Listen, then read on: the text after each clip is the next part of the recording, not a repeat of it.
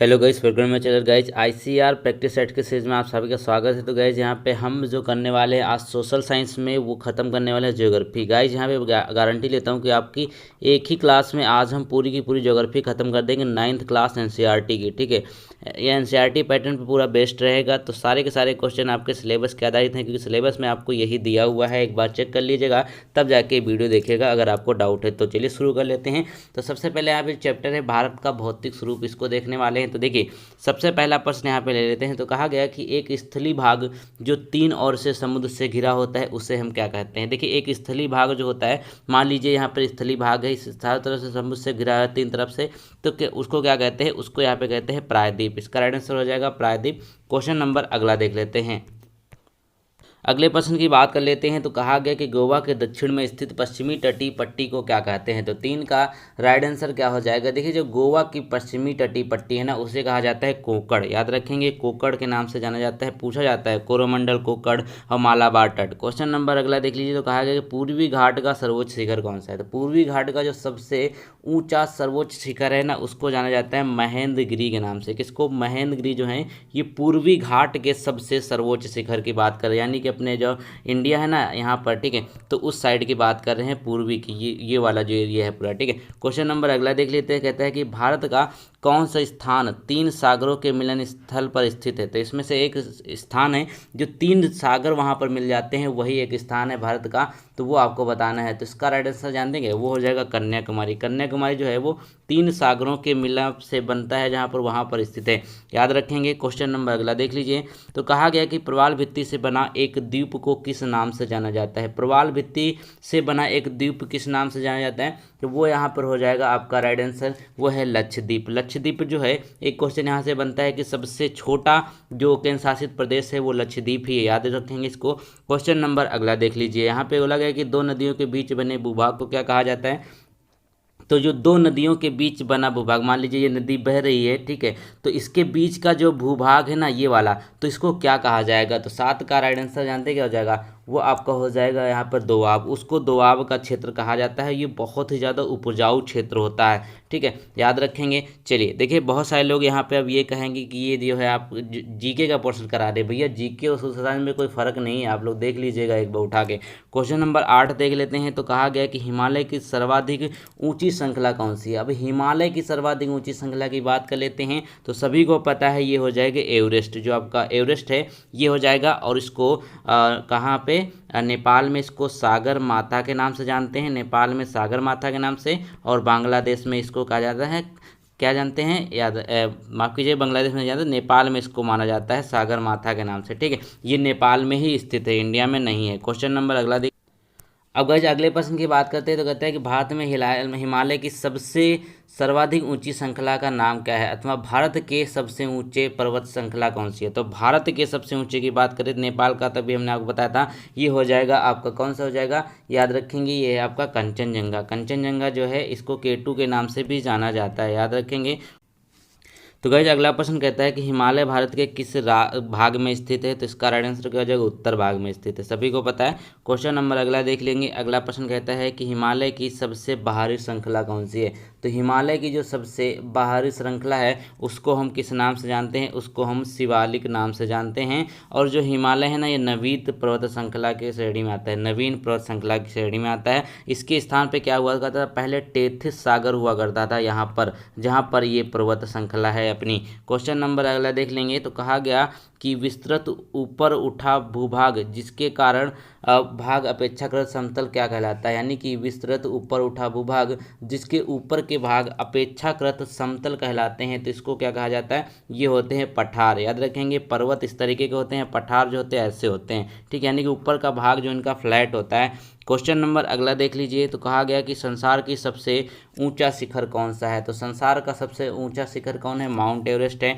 ठीक है, याद रखेंगे माउंट एवरेस्ट, अभी हमने इसको बता ही दिया। क्वेश्चन नंबर अगला देख लीजिए। तो कहा गया कि अरब सागर में भारत का कौन सा द्वीप स्थित है। अरब सागर की बात कर रहे हैं, तो इसमें कौन सा द्वीप स्थित है, वो हो जाएगा यहाँ पर लक्षद्वीप। ठीक है, अरब सागर में स्थित है, यानी कि हमारे जो भारत की स्थिति है ना, ये वाली, तो ये इस साइड में जो अरब सागर है, तो यहीं पर आपका जो है वो लक्षद्वीप स्थित है, याद रखेंगे। क्वेश्चन नंबर अगला है कि किसे बादलों और वर्षा का राज्य कहा जाता है। अब बादलों और वर्षा का राज्य किसे कहा जाता है ये याद रखेंगे, वो हो जाएगा यहाँ पर मेघालय। मेघालय क्यों कहा जाता है, देखिए वहाँ पर एक जगह है मासिनराम, वहाँ पर पूरे विश्व की सबसे ज़्यादा वर्षा होती है। उसकी वजह जानते हैं क्या है, वहाँ पर 3 पहाड़ियाँ हैं, गारो, खासी, जयंतिया, ठीक है। उन्हीं पहाड़ियों की वजह से यहाँ पे सबसे ज़्यादा बारिश होती है। क्वेश्चन नंबर अगला देख लेंगे। अगले प्रश्न की बात करिए तो कहता है कि किसके उत्तर में अंगारा भूमि थी। अब किसके उत्तर में अंगारा भूमि थी ये याद रखेंगे। अभी देखिए जब आप इस भूभाग के निर्माण पढ़ेंगे ना तो उसमें आपको पता चल जाएगा कि अंगारा भूमि किसके उत्तर में थी, ये थी गोंडवाना में, याद रखें गोंडवाना में। क्वेश्चन नंबर अगला देख लेंगे। अब ज्योग्राफी का ऐसा पार्ट है कि आपके एग्जाम में इसमें से 2-4 क्वेश्चन तो आने ही आने हैं, श्योर हैं, लिख कर रख लीजिएगा। तो दोस्तों अगला जो चैप्टर हमारा है वो रहेगा यहाँ पर भारत की आकार और स्थिति, ठीक है। भारत की आकार और स्थिति सबसे पहले यहाँ पे पूछा गया कर्क रेखा किस राज्य से नहीं गुजरती है। अब जो कर्क रेखा है ना वो भारत के कितने राज्यों से गुजरती है, इसको आप कैसे याद कर सकते हैं। एक ट्रिक होती है मित्र पर गमछा झार, ठीक है, मित्र पर गमछा झार, ये देख लीजिए इस तरीके से टिक होती है यहाँ पे, ठीक है। इसमें क्या आएगा, जैसे मिजोरम हो गया, त्रिपुरा हो गया, इसको छोड़ देंगे, फिर यहाँ पे हो गया गुजरात, फिर मध्य प्रदेश, यहाँ पे छत्तीसगढ़, झारखंड, राजस्थान, इतने राज्यों से गुजरती है। तो इसका राइट आंसर क्या हो जाएगा, उड़ीसा, ठीक है। उड़ीसा से हमारी कर्क रेखा नहीं गुजरती, इस ट्रिक को याद कर लीजिए, बहुत हेल्पफुल है। तो गाइस प्रश्न संख्या 3 देख लेंगे। कहते हैं कि उत्तरांचल, उत्तर प्रदेश, बिहार, पश्चिम बंगाल और सिक्किम की सीमाएं किस देश के साथ छूती हैं। तो देखिए अगर आप थोड़ा सा मैप अच्छे से पढ़े होंगे तो आपको पता चल जाएगा कि ये जो आपकी माफ़ कीजिएगा जो नेपाल है ना वहाँ से आपको सारी की सारी सीमाएं मिलती हैं। नेपाल की जो सीमा है वो मिलती है आपके उत्तरांचल यानी कि जो उत्तराखंड है, उत्तर प्रदेश, बिहार, पश्चिम बंगाल, सिक्किम, ये सारी की सारी नेपाल से मिलती हैं इसकी सीमाएं। क्वेश्चन नंबर अगला है कि ग्रीष्म काल में अगर आप कावरत्ती जाना चाहते हैं तो किस केंद्र शासित क्षेत्र में जाएंगे। अब कावरत्ती कहाँ पे पड़ता है याद रखेंगे, ये आपका लक्षद्वीप की राजधानी ही कावरत्ती है, याद रखेंगे। तो आप लक्षद्वीप अगर जाना चाहेंगे तो आप कावरत्ती में पहुंच जाएंगे। क्वेश्चन नंबर अगला देख लेंगे। तो कहा गया कि मेरे मित्र एक ऐसे देश के निवासी हैं जिस देश की सीमा भारत के साथ नहीं लगती है। आप बताएं वह कौन सा देश है अथवा इनमें से किस देश की सीमा भारत के साथ नहीं लगती है। अब देखिए यहाँ पे अगर देखें सबसे पहले एक तो आपका भूटान हो गया, उसकी सीमा भारत के साथ लगती है, बांग्लादेश लगती है, नेपाल लगती है, लेकिन आपका जो ताजिकिस्तान है ना इसकी सीमा नहीं लगती है। बल्कि यहाँ पर अगर अफगानिस्तान की बात कर लेते हैं, अफगानिस्तान है जो उसकी सीमा भारत के साथ लगती है और ये सबसे छोटी सीमा साझा करता है अपने भारत के साथ अफगानिस्तान, याद रखेंगे। क्वेश्चन नंबर अगला देख लीजिए। कहा गया कि भारत देश किस गोलार्ध में स्थित है। तो भारत देश जो है वह किस गोलार्ध में स्थित है, आप याद रखेंगे इसको। तो ये है पूरा, अगर विश्व की बात कर लेते हैं तो उसके परिप्रेक्ष्य में भारत हमारा जो है वो उत्तरी गोलार्ध में स्थित है। क्वेश्चन नंबर अगला देख लीजिए।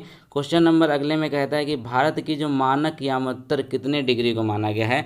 जो मानक यामोत्तर का मतलब है तो ग्रीनविच टाइम जो रेखा है ना वो कितने डिग्री को मानी गई है। तो ये तो सभी को पता है कि 82.5 डिग्री जो पूर्व की रेखा है ना, 82.5 डिग्री पूर्व की रेखा, इसको हमने माना है मानक यामोत्तर। कितने डिग्री माना गया है, इतना माना गया है। अब देखिए आपका 10th लेवल का एग्जाम है तो इतना कठिन पेपर नहीं आएगा जितना आप सोच रहे हैं। तो ये सारे के सारे जो इंपॉर्टेंट क्वेश्चन हम करा रहे हैं इनसे बाहर कुछ नहीं जाएगा, क्योंकि ये पूरा एनसीईआरटी का निचोड़ हम करा रहे हैं यहाँ पर। तो 8 में अगर आप ध्यान से देखेंगे तो कहा गया कि भारतीय भूभाग का कुल लगभग क्षेत्रफल कितना है।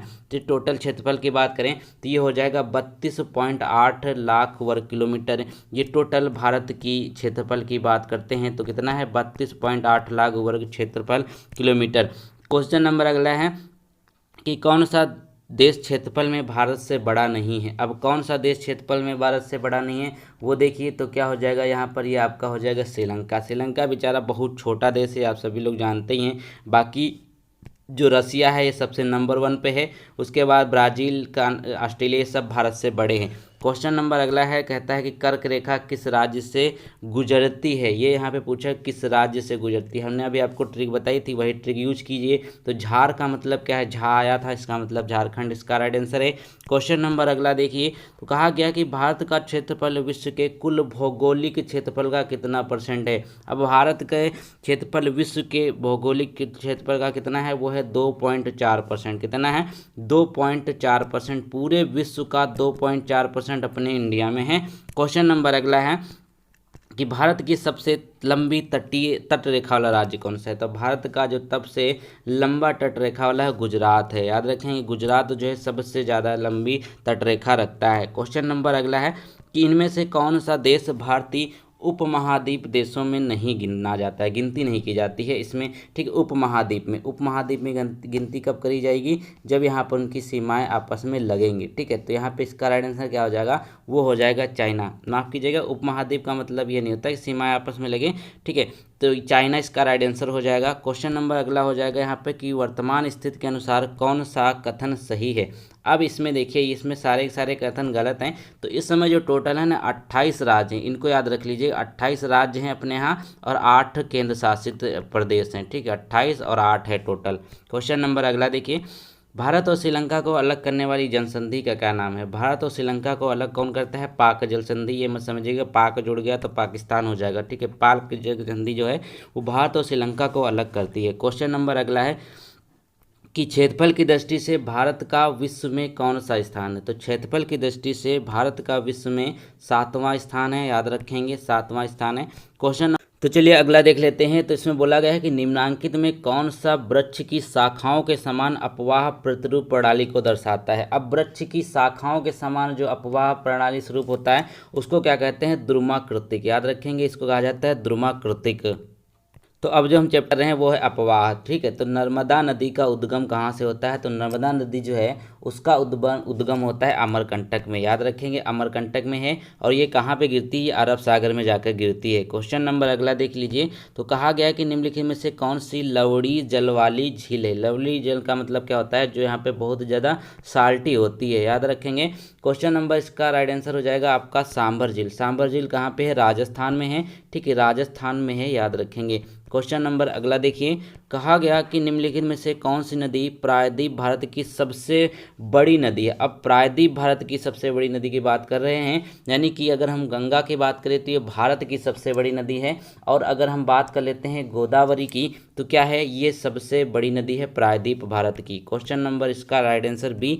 क्वेश्चन नंबर अगला देखिए। तो कहा गया कि निम्नलिखित में से कौन सी नदी भ्रंश घाटी से होकर बहती है। अब भ्रंश घाटी से बहने वाली नदी का नाम क्या हो जाएगा, वह हो जाएगा यहाँ पर आपका राइट आंसर तापी नदी। तापी नदी और नर्मदा नदी ये बहुत पूछी जाती हैं, क्योंकि ये दोनों की दोनों क्या हैं, ये बाकी नदियों के अपोजिट बहती हैं, अरब सागर में गिरती हैं। बाकी सारी कहाँ गिरती हैं, वो बंगाल की खाड़ी में जाके गिरती हैं। क्वेश्चन नंबर अगला है कि निम्नलिखित में से कौन सी एक प्राकृतिक झील है। अब प्राकृतिक झील का मतलब क्या, जिसको मानव ने बनाया है, ठीक है। वो जो माफ़ कीजिएगा, मानो नहीं, जो प्राकृतिक झीलें जो मतलब प्रकृति ने बनाया है, और जो कृत्रिम झीलें होती हैं जैसे गोविंद सागर है, इसको मानव के द्वारा बनाया गया है, और हीराकुंड भी मानव के द्वारा, क्योंकि इसको बांध बनाया गया तो उसके साथ साथ झील भी यहाँ पे तैयार हो गई। तो चिल्का झील है ना, जो उड़ीसा में पड़ती है, और ये क्या है, ये लेगून झील के नाम से जानी जाती है, ठीक है, याद रखेंगे। चलिए क्वेश्चन नंबर अगला देख लीजिए। अगले प्रश्न में देखिए, तो कहता है कि निम्नलिखित में से कौन सी लवड़ी जल वाली झील है। तो अभी आपने देखा सांभर झील हो जाएगा। क्वेश्चन नंबर अगला है कि ब्रह्मपुत्र नदी को तिब्बत में क्या कहा जाता है। अब जो ब्रह्मपुत्र नदी है इसको तिब्बत में क्या नाम दिया जाता है, इसको याद रखेंगे, बहुत ही इंपॉर्टेंट है। तो इसको कहा जाता है सांगपो नदी। सांगपो नदी के नाम से हम तिब्बत में ब्रह्मपुत्र नदी को जानते हैं। क्वेश्चन नंबर अगला है कि भारत की सबसे लंबी बड़ी नदी द्रोणी कौन सी। सबसे लंबी जो नदी द्रोणी है, द्रोणी की बात कर रहे हैं यहाँ पर, तो वो कौन सी हो जाएगी, वो हो जाएगी यहाँ पे गंगा नदी। अभी हमने बताया कि भारत की सबसे लंबी नदी भी यही है और द्रोणी नदी भी यहाँ पर गंगा ही है। क्वेश्चन नंबर है कि नर्मदा का उद्गम किस राज्य से होता है। तो अभी हमने बताया कि अमरकंटक है। अमरकंटक कहाँ पर है, ठीक है, अमरकंटक की पहाड़ियाँ कहाँ पे है, वो है कि मध्य प्रदेश में। तो आपका मध्य प्रदेश राइट आंसर हो जाएगा। क्वेश्चन नंबर अगला है कि सिंधु जल समझौता निम्न में से किन दो देशों के। अब सिंधु नदी का जो जल समझौता है वह किस नदी के बीच में है। तो वहाँ देखिए भारत और पाकिस्तान के बीच ये कब साबित किया गया था, 1960 में। 1960 में इस समझौते को किया गया था, जिसमें ये बंटवारा किया गया था, कितना पानी इंडिया को जाएगा, कितना पानी यहाँ पर पाकिस्तान को जाएगा। तो 1960 में किया गया था।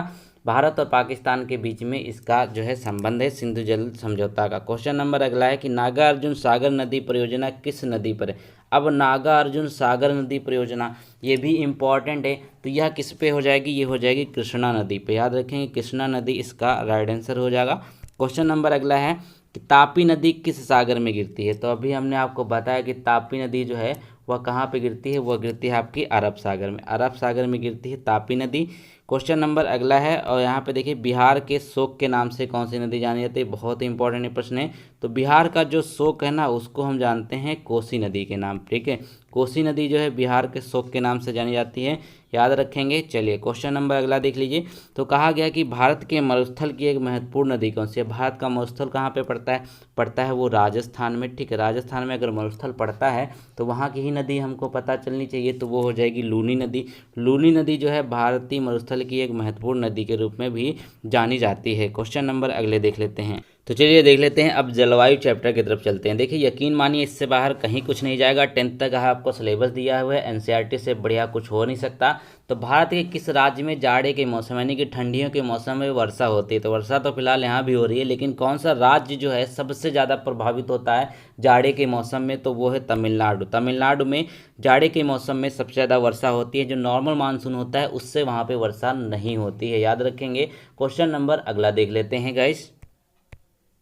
अब देखिए बहुत सारे लोग इसमें कंफ्यूज हो जाते हैं कि मौसम और जलवायु किससे कहते हैं। ठीक है, मौसम और जलवायु किससे कहते हैं। तो सिंपल सा यहाँ पे परिभाषा ही दी है थी, एक विशेष समय में एक क्षेत्र के वायुमंडलीय की अवस्था को क्या कहा जाता है। एक विशेष समय की बात करें, स्पेसिफिक समय की बात कर रहे हैं, तो उसमें जो अवस्थाएं होती हैं उसको मौसम कहा जाता है। यानी कि देखिए अभी कहा जाता है कि सुबह जो है बहुत अच्छी हवा चल रही है, अभी बारिश हो जाएगी, तो 1-2 घंटे के लिए 4-5 घंटे के लिए बारिश होती है, तो वो एक विशेष समय के लिए होता है, वो मौसम होता है। और जो बहुत समय से चला आ रहा है उसको क्या कहते हैं, उसको जलवायु कहते हैं। क्वेश्चन नंबर अगला है कि मानसून शब्द किस भाषा का शब्द है। अब मानसून शब्द किस भाषा का शब्द है, तो ये हो जाएगा अरबी भाषा का शब्द। ठीक है, अरबी भाषा का शब्द है मानसून शब्द।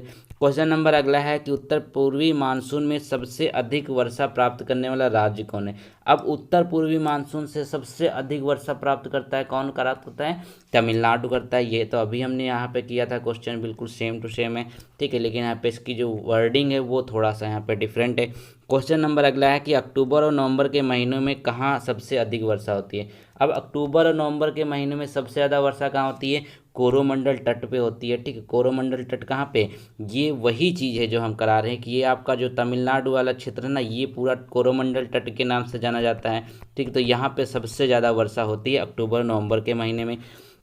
क्वेश्चन नंबर अगला है कि चेन्नई की जलवायु कोलकाता की जलवायु की तुलना में गर्म क्यों रहती है, जबकि दोनों स्थान समुद्र तट पर स्थित हैं। ठीक है, दोनों समुद्र तट पर स्थित है, तब फिर भी यहाँ पर जो है वो गर्म स्थान रहते हैं। वह इसलिए होता है क्योंकि चेन्नई जो है ना वो विषुवत रेखा के अधिक समीप है। विषुवत रेखा के मतलब अधिक समीप है, तो उसमें क्या होगा, जो भूमध्य रेखा है, जो 0 डिग्री रेखा है, तो उससे ये होगा कि वहाँ पे सूर्य की किरणें हैं ना वो बिल्कुल सीधी पड़ती हैं। अब सूर्य की किरणें सीधी पड़ती हैं तो वहाँ पे तापमान जो है वो अक्सर ज़्यादा रहता है। और भी कई सारे रीजन होते हैं, जैसे अब जो आपका समुद्र होता है वो जल्दी गर्म हो जाता है, फिर ठंडा हो जाता है, तो उसकी पूरी प्रोसेस होती है, उस पर थोड़ा सा टाइम लगेगा आपको समझाने में। क्वेश्चन नंबर अगला देख लीजिए। अब अगले में कहता है कि भारत के पश्चिमी तट पर वर्षा किस मानसून में होती है। अब पश्चिमी तट की बात कर लेते हैं, तो वो हो जाएगा यहाँ पे दक्षिण पश्चिम मानसून। ठीक है, दक्षिण पश्चिम मानसून। क्वेश्चन नंबर अगला है आपका कि निम्नलिखित में से किस राज्य में प्रत्यावर्ती मानसून का अधिक प्रभाव होता है। अब प्रत्यावर्ती मानसून का जो अधिक प्रभाव होता है वो कहाँ पे होगा, वो हो जाएगा यहाँ पे तमिलनाडु। तमिलनाडु इसका राइट आंसर हो जाएगा, याद रखेंगे। क्वेश्चन नंबर अगला देख लीजिए। अब कहता है कि अक्टूबर में गर्मी का प्रमुख कारण क्या होता है। जो अक्टूबर है ना वहाँ पे गर्मी का प्रमुख कारण क्या है, ठीक है, तो वो हो जाता है उच्च आर्द्रता हो जाती है। ठीक है, यहाँ पे उच्च आर्द्रता के साथ संबंध उच्च तापमान हो जाता है। क्वेश्चन नंबर यहाँ पे अगला कहता है कि निम्नलिखित में से कौन सा मरुस्थल भारत में स्थित है। तो भारत में जो मरुस्थल स्थित है वो सभी को पता है, वो जो थार का मरुस्थल ये भारत में है, और ये सहारा है जो अफ्रीका का सबसे बड़ा विश्व का है, याद रखेंगे। क्वेश्चन नंबर अगला देख लीजिए। अगले प्रश्न की बात कर लेते हैं, तो कहा गया कि मानसून निर्वर्तन से सबसे अधिक वर्षा कहाँ होती है। मानसून निर्वर्तन से सबसे अधिक वर्षा जहाँ पे प्राप्त होती है वो आपका चेन्नई हो जाएगा, तमिलनाडु हो जाएगा। ठीक है, क्वेश्चन नंबर अगला है कि आपका भारत के सर्वाधिक वर्षा मुख्यतः प्राप्त होती है। जब भारत की पूरे भारत की बात करें तो सर्वाधिक वर्षा कहाँ से प्राप्त होती है, दक्षिण पश्चिम मानसून से होती है। कहाँ से होती है, दक्षिण पश्चिम मानसून से होती है। क्वेश्चन नंबर अगला है कि निम्नलिखित में से एक सबसे पुराना सूखा स्थान है। सबसे पुराना सूखा स्थान कहाँ पर है? वो हो जाएगा यहाँ पर आपका लेह। ठीक है, लेह याद रखेंगे, बहुत ही सूखा स्थान है। इसको शीत मरुस्थल के नाम से भी जाना जाता है। शीत मरुस्थल का मतलब है, जैसे अब मरुस्थल क्या होते हैं, उससे गर्म कहलाते हैं, लेकिन शीत मरुस्थल मतलब ये ठंडा मरुस्थल के नाम से जानते हैं। बर्फ़ वगैरह बहुत ज़्यादा पड़ती है। क्वेश्चन नंबर अगला देख लीजिए। अब अगले प्रश्न में देखिए तो कहा गया कि भारत के पश्चिमी तटों में ग्रीष्म में अति उच्च वर्षा मुख्यतः किसके कारण होती है? ठीक है, ये आप देख लीजिए। तो जो अति उच्च वर्षा होती है ना, ये होती है उष्णकटिबंधीय अवस्थिति के कारण। ठीक है, किसके कारण? उष्णकटिबंधीय अवस्थिति के कारण। अब अगला चैप्टर जो है अब रहेगा आपका प्राकृतिक वनस्पति और वन्य जीव। चलिए देख लेते हैं। तो कहा गया कि रबड़ एवं महोगनी का संबंध किस प्रकार की वनस्पति से? यही से सिर्फ वही प्रश्न यहाँ पे करा रहे हैं, ये मत समझिएगा सीधे आप 3 पे आ गए। तो जो आपके लिए इंपॉर्टेंट है, ठीक है, तो उष्णकटिबंधीय वर्षावन जो है, यहाँ पे वर्षावन होगा। ठीक है, ये वन होगा, तो ये उष्णकटिबंधीय वर्षावन हो जाएंगे। वहाँ पर रबड़ और महोगनी का संबंध है। क्वेश्चन नंबर अगला है कि सिनकोना के वृक्ष कितने वर्षा वाले क्षेत्र में पाए जाते हैं? जो सिनकोना का वृक्ष होता है वो पाया जाता है 100 सेंटीमीटर, यानी कि जो 100 सेंटीमीटर की वर्षा जहाँ पे होती है वहाँ पे सिनकोना के वृक्ष पाए जाते हैं। क्वेश्चन नंबर अगला है कि भारत में कौन से जीवमंडल विश्व के जीवमंडल निश्चयों के लिए किए गए हैं? ठीक है, याद रखेंगे कौन सा हो जाएगा विश्व में शामिल है यहाँ का? तो वो है आपका नंदा देवी। जो नंदा देवी है ना, मन्नार की खाड़ी में, इसको विश्व में शामिल किया गया है। क्वेश्चन नंबर अगला है कि तिब्बती जंगली गधे का दूसरा नाम क्या है? जो तिब्बती जंगली गधा होता है उसको किस नाम से जाना जाता है? वो जाना जाता है कियांग। कियांग के नाम से जाना जाता है, याद रखेंगे। क्वेश्चन नंबर अगला देख लीजिए। तो कहता है कि निम्नलिखित में से कौन सा क्षेत्र जैव आरक्षित नहीं है? अब जैव आरक्षित जो क्षेत्र नहीं है वो देख लीजिए, तो वह इसमें कौन सा हो जाएगा? वो हो जाएगा आपका काजीरंगा। काजीरंगा जो है वो जैव आरक्षित नहीं है। काजीरंगा है कहाँ पे, ये बताइएगा आप जल्दी कमेंट में। ठीक है, क्वेश्चन नंबर अगला देख लेते हैं।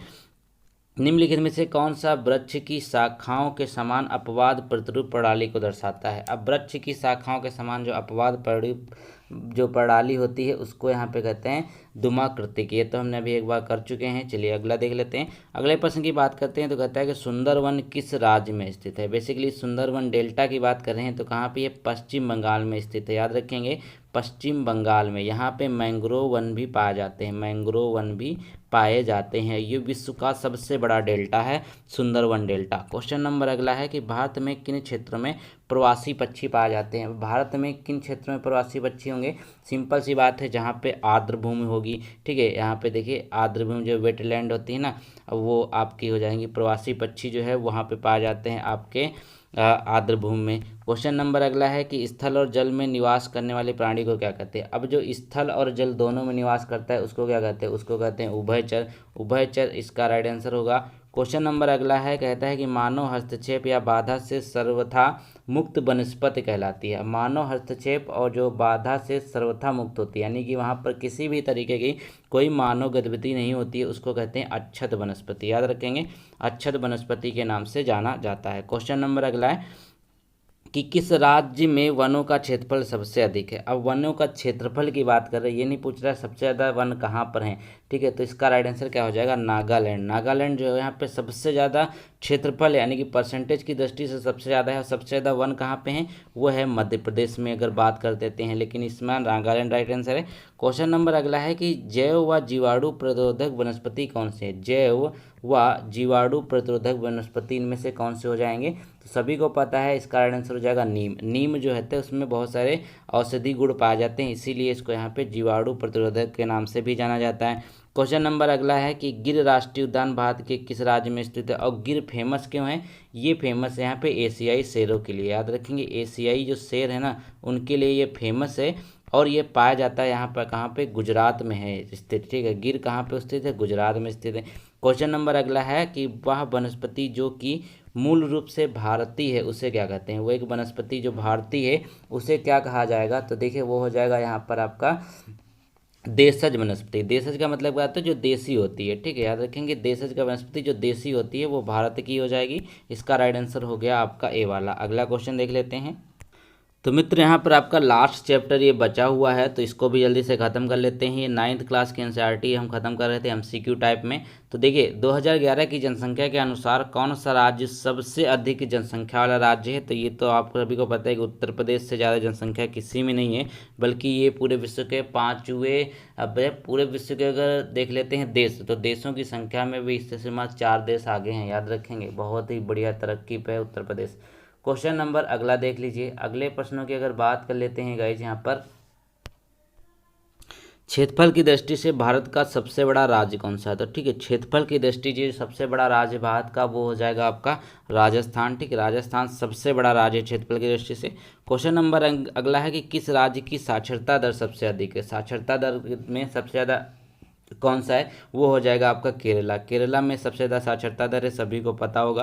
क्वेश्चन नंबर अगला है यहाँ पर कि लक्षद्वीप की कुल जनसंख्या कितनी है। मैंने बताया था ना कि अभी लक्षद्वीप जो है ये पूरे भारत का सबसे छोटा केंद्र शासित प्रदेश है। तो यहाँ की जो जनसंख्या है वो कितनी 2011 के अनुसार से, वो हो जाएगी यहाँ पे 60,000। अभी 2021 का जनगणना आया नहीं, तो यही इंपॉर्टेंट है आपके लिए। क्वेश्चन नंबर अगला है कि यहाँ पर देखिए किशोर साधारणतः किस सीमा से जुड़े हैं अथवा किस आयु वर्ग को किशोरावस्था कहा जाता है। अब किशोरावस्था की जो उम्र होती है वो क्या होती है, वो होती है यहाँ पे 10 साल से 19 साल से बीच में अगर आप हैं तो आप किशोरावस्था की श्रेणी में आते हैं। क्वेश्चन नंबर अगला है, कहता है कि आंतरिक प्रवास का उदाहरण निम्न में से कौन सा है।